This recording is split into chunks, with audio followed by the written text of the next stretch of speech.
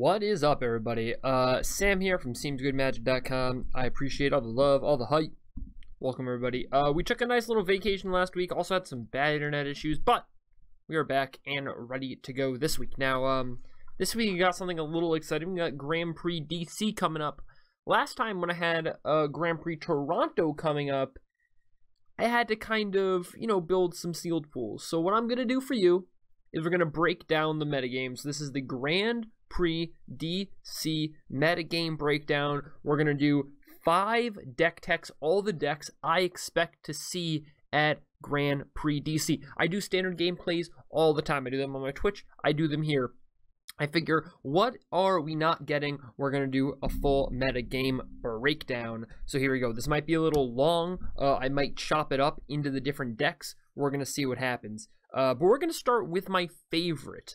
This is the deck that I think I'm going to be playing. This is a classic Temur energy shell with a splash of black. Now, why would we splash black? Well, Scarab God might just be that good. Is it insane? Is it the best card of all time? Is it broken? I don't know any of that. What I do know is the card is for real.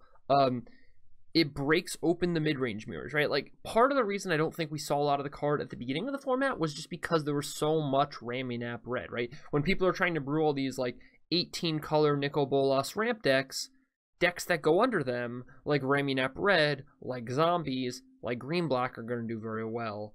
But once people realize that, like, Aethersphere Harvester, mid-range Sky Sovereign, PNLR, Whirler Virtuoso type stuff was the way to beat Mono Red, Kalitas, another good card, then everything that goes over the top of those decks, but still has some game against the remaining aggro decks, becomes good. So that's kind of where we're at, right? We're positioned nicely to beat all those in-between mid-range decks, like the green-blacks and the zombies.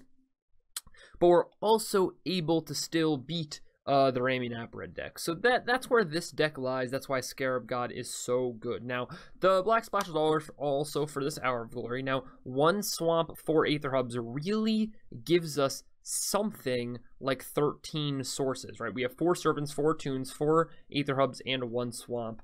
So we really do have like 13 black sources or something just for this double splash and the Hour of Glory, which I think is more than enough. Something that I'd like to see change in the sideboard is these Chandra Flamecallers are insane against zombies, but these Tireless Trackers, like, if we're not playing against a lot of control, are they super necessary? Since so much of the control is approach to the second Sun God based, a lot of the way you're winning the control matchup is just by putting a ton of creatures on the board and then negating their second approach. That's a lot of your plan against that deck specifically, which is most of the control that's in the meta right now. So I'm not entirely sure or certain that we need all 4 negates in this deck, but we're going to see. 20 more lands is a little sketchy. I wouldn't mind going up to 22, cutting a Servant, but Servant's so good.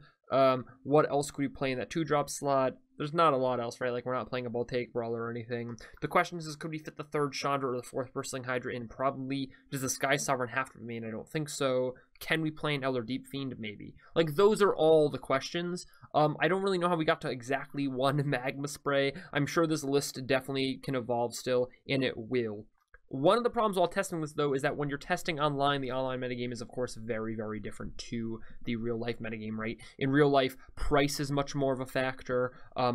Card availability, what you can get your hands on, what your friends have for you to borrow is much more of a factor. So I think taking something like this to GPDC is great for all those reasons, right?